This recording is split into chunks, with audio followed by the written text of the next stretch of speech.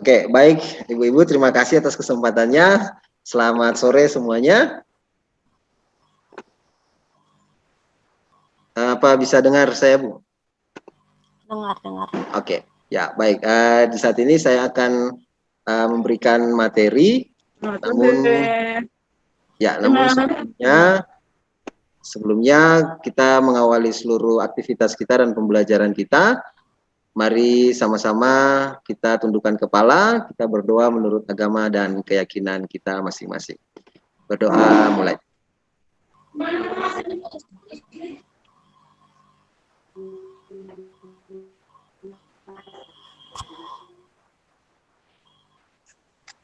Berdoa selesai.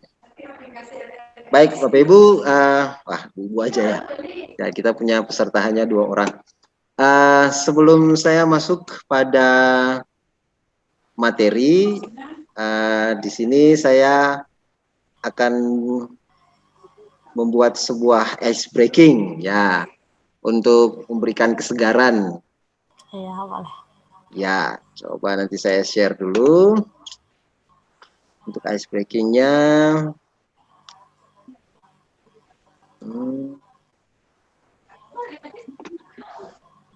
PowerPoint-nya.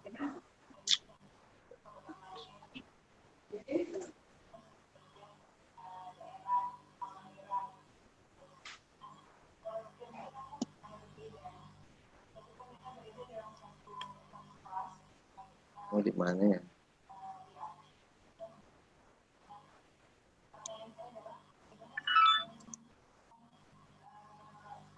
Oke.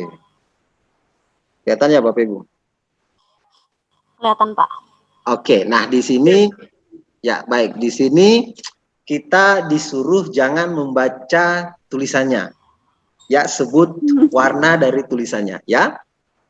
Jadi ada beberapa slide di sini yang nanti akan membuat tulisan, tetapi kita ketika membaca jangan membaca tulisannya. Jadi kalau misalnya tulisannya ini hitam tapi kita sebutnya merah karena warna dari tulisan itu ya.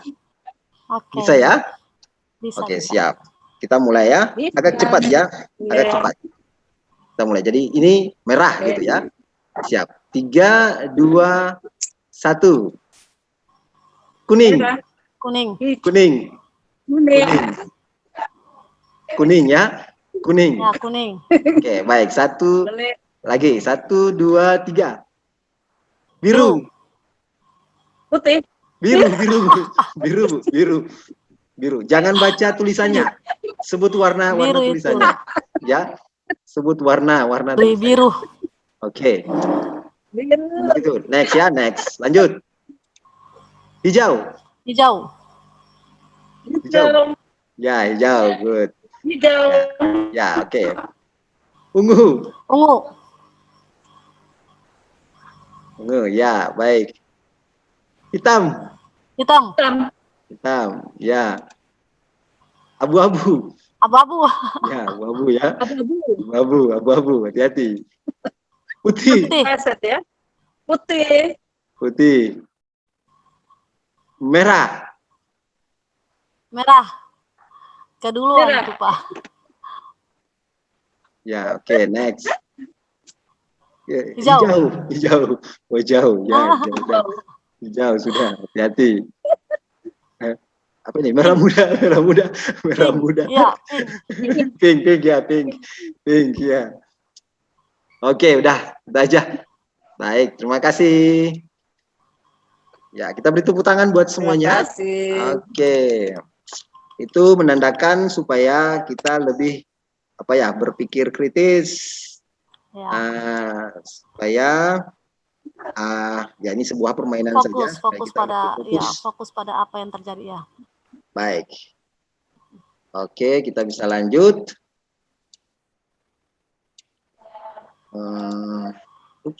Banyak juga nih.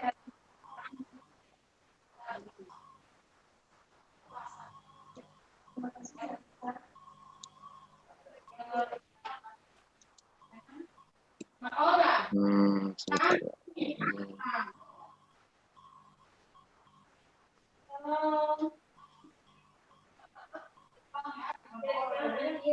Oke, baik. Kita lanjut aja ke materinya. Di sini bisa kelihatan, Bu? Bisa, bisa. Bisa. Oke, Bisa. baik. Ya, bisa. Saya perbesar ya. Oke, baik. Di sini saya mencoba untuk memberikan pemahaman tentang pengelolaan pembelajaran berbasis proyek di SMK. Ini salah satu materi yang saya pilih di hari kelima pada materi perangkat ajar, di mana ada alur pembelajaran. Di situ ada pendekatan tentang materi ajar. Salah satunya adalah pengelolaan pembelajaran berbasis proyek di SMK. Menurut saya materi ini dia menarik untuk kita bisa bahas dalam memberikan sebuah pembelajaran yang lebih kreatif dan lebih menarik, yang bisa terfokus pada merdeka belajar gitu, untuk bahan atau untuk modul ajarnya. Nah, di sini apa itu pembelajaran berbasis proyek? Nah, pembelajaran berbasis proyek ini menurut saya ini ada 3 hal, yaitu metode pembelajaran yang menggunakan proyek atau kegiatan sebagai media. Jadi kita menggunakan kegiatan atau proyek ini sebagai media pembelajaran kita. Kemudian juga pembelajaran berbasis proyek ini adalah strategi yang menggunakan pembelajaran konvensional sehingga menjadi lebih inovatif. Dan yang ketiga adalah salah satu model pembelajaran inovatif yang berbasis pada peserta didik. Nah, artinya pembelajaran berbasis proyek ini dia menggunakan kegiatan atau proyek sebagai media yang sepenuhnya berbasis pada peserta didik untuk lebih inovatif dan konvensional. Ya, seperti itulah gambarannya. Kemudian yang berikut, tujuan pembelajaran berbasis proyek. Nah, tujuannya ini satu, peserta didik dapat mengembangkan pengetahuan dan keterampilan melalui proses penyelidikan yang terstruktur. Nah, karena dia berbasis proyek ataupun kegiatan, maka peserta didik lebih terfokus pada bagaimana dia mengatur dan mengembangkan pengetahuan dan keterampilannya ketika berproses dalam sebuah kegiatan atau penyelidikan itu. Kemudian peserta didik dapat menghasilkan produk yang berbeda dengan pembelajaran pada umumnya. Nah, jadi peserta didik ini dia bisa dapat menghasilkan sebuah produk yang berbeda lah, gitu, yang berbeda dengan pembelajaran sebelumnya. Peserta didik juga dapat pengetahuan dan keterampilan yang bermakna dalam jangka waktu yang panjang. Jadi ada tujuan ini, ada beberapa tujuan. Menurut saya ini paling penting untuk bisa mengembangkan peserta didik ketika mereka masuk dalam sebuah pembelajaran berbasis proyek yang kita buat sebagai tenaga guru atau sebagai tenaga pendidik. Nah, kemudian ini refleksi di mana pembelajaran berbasis proyek itu, satu, pembelajaran sepenuhnya dilakukan oleh peserta didik. Jadi di sini nanti peserta didik itu dia mengamati, memahami, menyimak, menyelidiki dan lain-lain. Kemudian juga menemukan masalah di situ, melakukan investigasi, melakukan pengelolaan data, kemudian membuat keputusan sampai pada presentasi hasil kegiatan. Dan model pembelajaran berbasis proyek ini juga adalah kita sebagai guru memberikan tugas sepenuhnya kepada siswa, dan kita sebagai pembimbing atau monitoring atau pengarah tugas itu. Jadi tugas kita lebih kepada hanya sekedar membimbing dan mengarah ketika mereka mengalami kesulitan ataupun ada hal-hal yang lain yang kita arahkan ketika mereka terlalu lebih jauh mengarah pada tujuan atau lari dari tujuan pembelajaran kita. Nah, ini juga model pembelajaran mandiri. Jadi semua aktivitas yang terjadi itu dia lebih mengarah kepada siswa kita atau peserta didik kita. Itu kemudian hal-hal yang perlu diperhatikan untuk kita menggunakan model pembelajaran berbasis proyek ini. Yang pertama adalah kemampuan dan karakteristik peserta didik. Jadi kita harus mengenal kemampuan dan karakteristik peserta didik kita, apakah model pembelajaran peserta didik pembelajaran berbasis proyek ini bisa dapat digunakan untuk peserta didik kita di sekolah kita. Nah, oleh sebab itu kita pun harus bisa memperhatikan kemampuan dan karakteristik peserta didik kita. Apalagi lingkungan sosial dan budaya kita, apakah cocok ataukah kita bisa menggunakan kreativitas yang lain. Fasilitas sekolah juga sangat perlu kita pertimbangkan atau kita perhatikan. Sebab ketika dalam menyelidiki pengelolaan data ataupun hal-hal yang lain, bisa saja mereka membutuhkan fasilitas-fasilitas sekolah. Masyarakat tentunya juga sangat berperan penting dan juga harus diperhatikan ketika mereka ingin melakukan sebuah aktivitas di luar dari sekolah. Dunia usaha dan dunia industri ini juga menjadi sebuah perhatian kita ketika kita menggunakan model pembelajaran berbasis proyek ini. Karena bisa saja kita mengkolaborasikan dengan apa yang menjadi misalnya guru sebagai guru seni budaya, kita bisa berkolaborasikan dengan kompetensi-kompetensi yang ada di SMK atau di sekolah kita. Status ekonomi siswa ini juga menjadi perhatian ketika kita membuat sebuah kelompok ataupun membuat tugas kepada siswa, memperhatikan status ekonomi siswa, apakah mereka mampu ataukah mereka tidak mampu gitu. Jadi artinya dalam pembelajaran berbasis proyek ini memang membutuhkan waktu, tenaga, dan juga kreativitas tim untuk mereka bisa dapat melakukannya sampai pada tahapan terakhir. Kemudian yang berikut, capaian belajar pembelajaran berbasis proyek. Nah, ini yang paling penting, peserta didik dapat mengembangkan hard skill mereka. Jadi hard skill mereka ini kemampuan berkomunikasi, berpikir kritis, kepemimpinan, perilaku baik, kerja tim, dan etos kerja. Dan saya rasa semua hard skill ini sangat dibutuhkan ketika mereka nanti bisa berbaur di masyarakat ataupun di dunia usaha dan dunia industri. Nah, hard skill ini juga membantu mereka untuk proses ini, pembelajaran berbasis proyek ini juga membantu mereka melatih bagaimana mereka bisa dapat mengembangkan hard skill mereka. Dan juga soft skill, ya bukan hanya hard skill tapi soft skill mereka juga dalam mengakses, menganalisis, mensintesis informasi, rasa ingin tahu, kreatif, inovatif, adaptasi, public speaking, ya, manajemen waktu dan networking. Semua soft skill ini juga sangat dibutuhkan di masyarakat ataupun juga di dunia kerja dan dunia usaha. Sebab sumber daya manusia itu memang benar-benar dinilai dari hard skill dan soft skill mereka. Nah, inilah yang bisa menurut saya pembelajaran berbasis proyek ini sangat bisa sekali kita terapkan di dunia SMK. Kemudian, langkah-langkah pembelajaran berbasis berbasis proyek.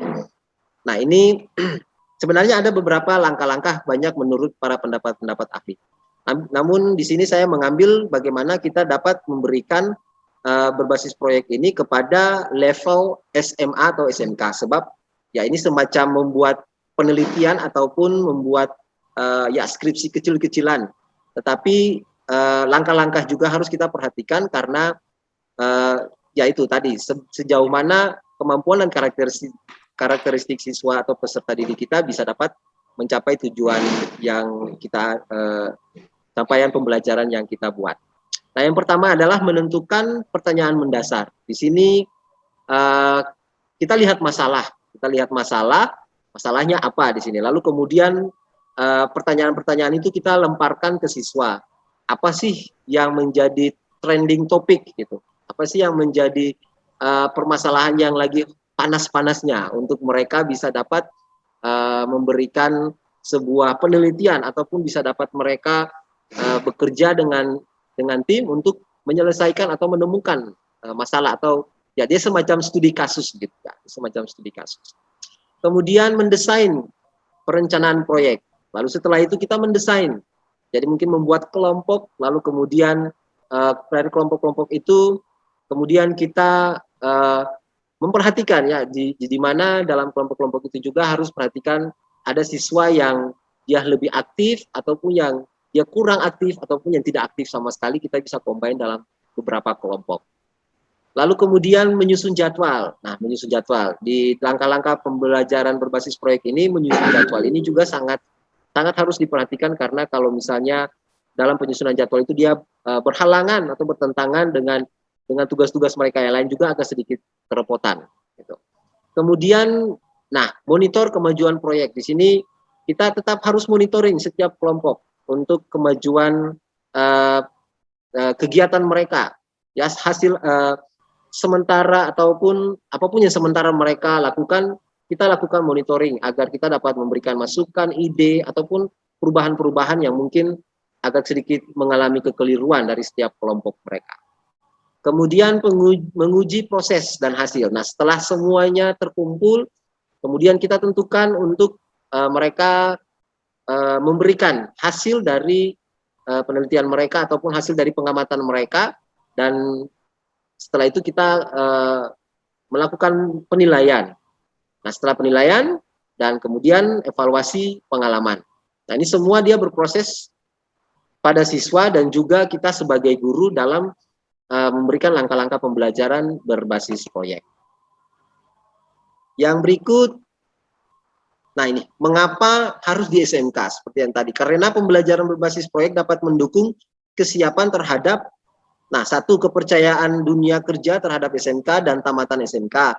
Kemudian sertifikasi kompetensi peserta didik oleh industri, produktivitas SMK berbasis produk standar industri, pembelajaran yang seimbang dalam pembekalan pengetahuan, keterampilan, dan sikap, pengembangan hard dan soft skill, peningkatan efektivitas pembelajaran karena semua mata pembelajaran atau kompetensi yang relevan dipelajari oleh proyek yang sama. Jadi memang benar-benar SMK ini sangat cocok sekali ketika kita melakukan pembelajaran berbasis proyek.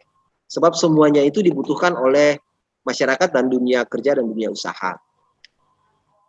Kemudian keseimbangan sikap dan keterampilan di SMK. Kerjasama produk dan pembelajaran sekolah dengan dunia kerja. Pembelajaran melalui proyek real dari dunia kerja dengan memperhatikan nilai ekonomis. Dan ketetapan waktu penyerahan produk. Kemudian proses pembelajaran rangkaian proyek utuh dari analisis order sampai layanan punah jual. Jadi ini keseimbangannya jika kita melakukan kegiatan yang dia mengarah pada produk. Jadi kalau misalnya produk itu kita bisa juga saling bekerja sama dengan dunia kerja dan dunia usaha sehingga tidak mubasir atau dia tidak sia-sia. Artinya dari dunia usaha dan dunia industri juga bisa melihat keterampilan ya dari siswa secara langsung dengan ketika kita menggunakan modul atau model pembelajaran berbasis proyek ini. Kemudian yang berikut, nah ini kekurangan. Nah kekurangan ketika kita melakukan pembelajaran berbasis proyek ini kita membutuhkan waktu yang cukup lama, tergantung kasus yang diteliti oleh peserta didik. Jadi memang agak sedikit lama sih, tetapi kita bisa menyelesaikannya ataupun kita bisa menginisiatifkannya dengan tetap terus monitoring supaya apa yang mereka lakukan itu bisa terselesaikan. Ketergantungan teman ini juga menjadi salah satu kekurangan, sebab kalau misalnya di dalam kelompok bisa saja satu orang itu dia lebih banyak melakukan aktivitas ketimbang teman yang lain ataupun teman yang lain tidak melakukan sama sekali. Nah ini ketergantungan. Tapi bisa juga kita siasati dengan tetap terus monitoring dan kontrol supaya ketergantungan teman itu bisa juga terhindari. Ya mungkin itu hanya sedikit gambaran tentang pembelajaran berbasis proyek. Di sini ada pertanyaan refleksi, bagaimana Bapak Ibu menerapkan pembelajaran yang mengarah pada cara berpikir kritis peserta didik, dan juga apakah ada perbedaan karakter antara peserta didik yang terlibat dalam kelompok dan peserta yang tidak terlibat dalam kelompok. Ya, bisa dijelaskan. Mungkin itu yang bisa saya sampaikan. Sekian dan terima kasih. Nanti kita bisa diskusikan untuk pertanyaannya. Baik Ibu Tinik dan Ibu Kiki, demikian itu dari saya. Oke.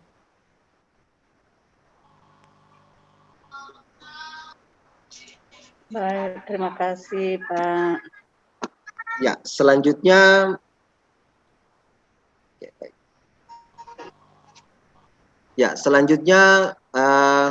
mungkin kita refleksi saja. ataupun ada kedua pertanyaan yang tadi, mungkin kita bisa berdiskusi apakah bentar, saya coba tadi pertanyaannya tadi.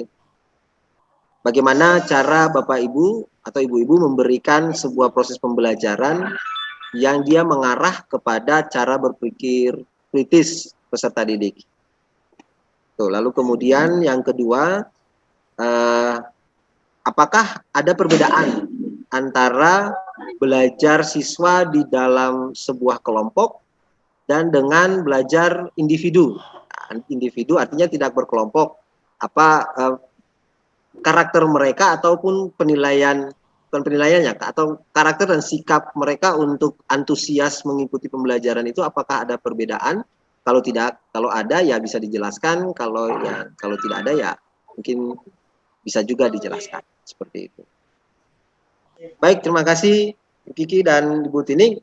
Mungkin ada yang bisa dijawab ataupun bisa ada pendapat ataupun masukan yang boleh disampaikan melalui materi tadi. Iya, baik Pak. Mungkin saya lebih dulu ya Bu Kiki ya. Oke. Ya, terima kasih Pak untuk kesempatan yang diberikan pada saya. Untuk pembelajaran antara individu dengan kolaborasi itu jelas terlihat di situ sikap mentalitasnya. Mungkin itu yang mendorong diadakan pembelajaran berbasis Pancasila, itu mungkin seperti itu Pak. Nampak sekali. Anak-anak yang sudah terbiasa belajar mandiri, pola berpikir, cara berbicara, atau cara menyampaikan pun akan sangat berbeda di dalam dunia pendidikan. Begitupun juga nanti diaplikasikan dalam kehidupan sosial mereka. Oleh karena itu, mungkin ada baiknya, ada saatnya mereka belajar mandiri, ada saatnya mereka juga belajar secara kolaboratif. Bagaimana bisa menerima pendapat orang lain, bagaimana dia bisa membantu orang lain, dan lain sebagainya di situ. Saya kira itu yang bisa saya tambahkan. Baik, benar sekali. Bu Tini, terima kasih. Bagaimana Ibu Kiki? Apa ada masukan ataupun tambahan ataupun jawabannya? Iya, kalau dari untuk peserta didik yang belajar secara kelompok maupun mandiri ya tadi, kalau tidak salah ya individu. Jadi saya rasa perbedaannya sangat jauh ya, dimana kalau individu itu dia tidak dapat beradaptasi dengan teman-teman yang lain. Maksudnya di dalam belajar tuh dia cuma memfokusnya pada dirinya sendiri. Tapi kalau dengan kelompok itu berarti dia bisa beradaptasi dengan teman-teman, terus ada timbal balik apa yang tidak dimengerti bisa tanyakan dengan teman-teman, terus bisa sharing dengan temannya apa yang dia tidak tahu, dia bisa cari teman yang tahu, bisa jadi untuk tahu. Jadi ada timbal balik antara teman dan dia gitu. Jadi kalau saya rasa kalau individu dan kelompok itu sangat berbeda untuk siswanya, untuk peserta didik sangat berbeda. Dalam pembelajaran ya, dan pembelajaran sangat berbeda. Itu untuk saya. Baik, terima kasih Bu Kiki juga Bu Tini. Berarti dalam secara tidak langsung untuk model pembelajaran yang memerdekakan, pembelajaran berbasis proyek ini bisa sangat diterapkan di SMK karena dia membutuhkan kerjasama tim. Iya, kerjasama tim juga. Karena SMK ini dia butuhkan tim, dia butuhkan tim, Pak. Membutuhkan tim.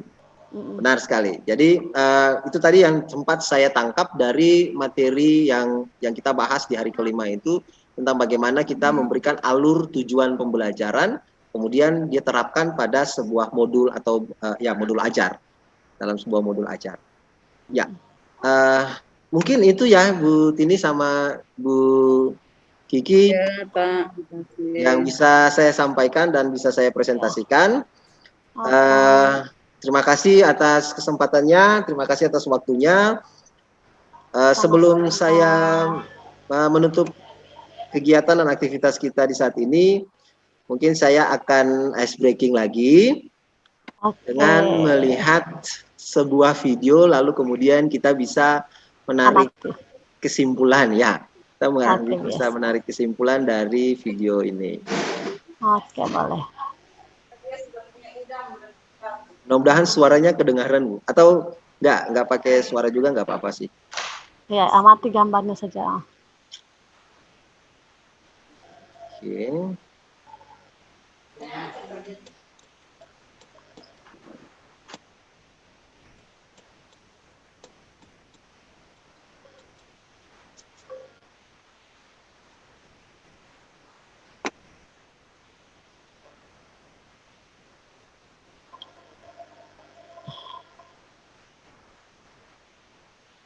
Bisa dilihat, Bu? Bisa.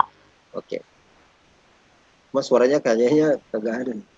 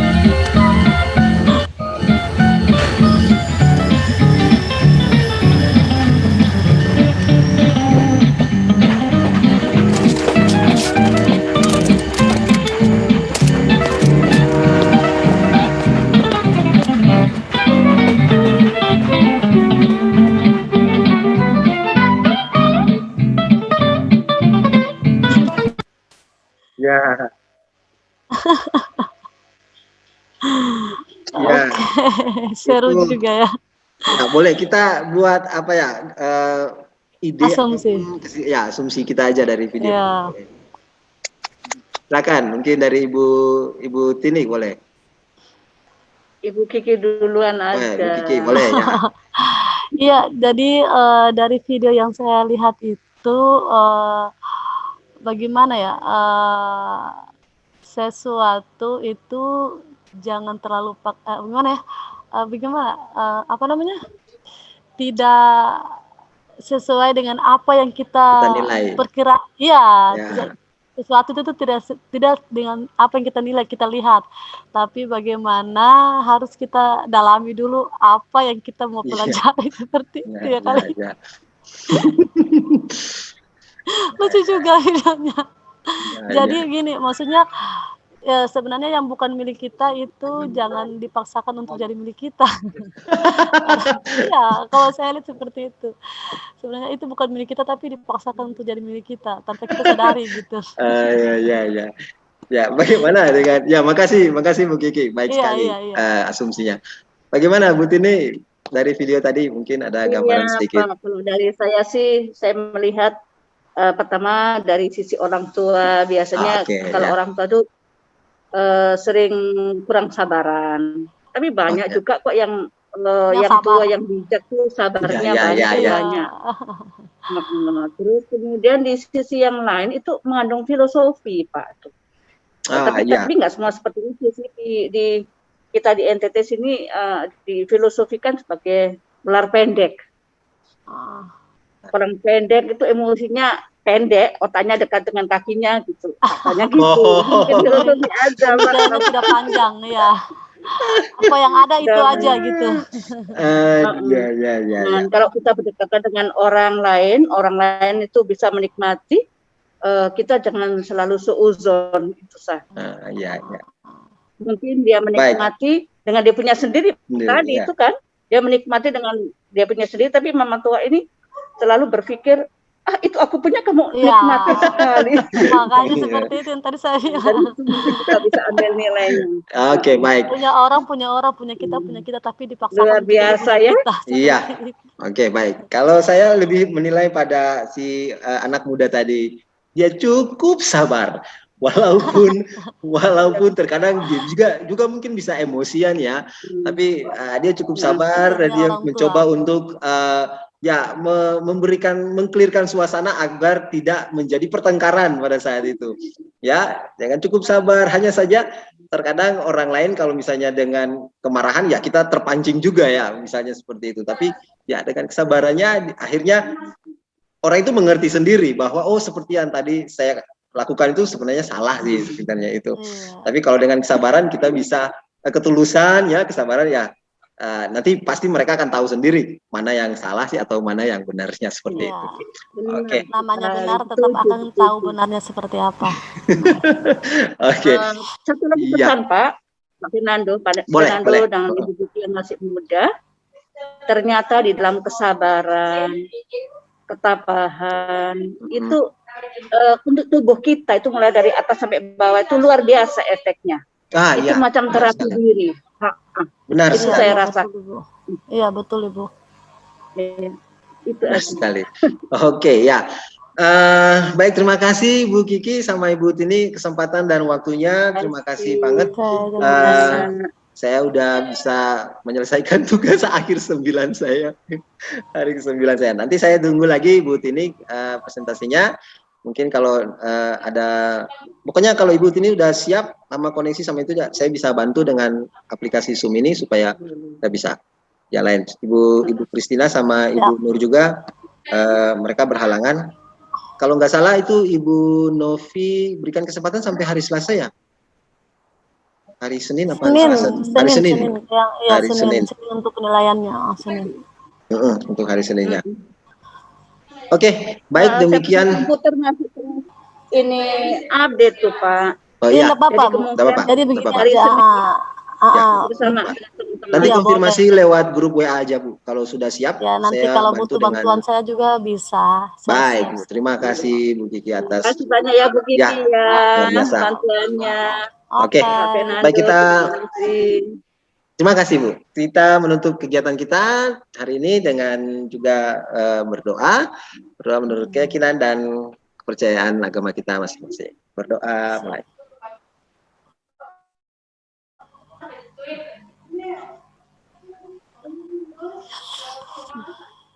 Ya, sekali lagi terima kasih banyak Bu Kiki sama Bu Tinik. Sampai jumpa nanti di lain kesempatan. Terima kasih. Selamat sore dan sampai jumpa. ya, foto lagi Bu enggak? Jaga foto ya. Boleh, Saya nggak tahu kalau boleh. fotonya di sini gimana sih. Langsung aja Pak menggunakan HP, nanti kirimkan ke grup aja, enggak apa-apa. Oh iya boleh. Ya. Kita fotonya. Kita foto gerakannya gimana ya? Terserah Pak. Gini aja. Gerakannya gimana ya? Gini aja. Nih. Oh ya, oke. Boleh. Siap ya? Gini ya. Ya, siap. Oke. 1, 2, 3. Oke, siap. baik. Terima kasih. Selamat sore semuanya, Bu Tini. Sore. Oke. Wow, luar biasa.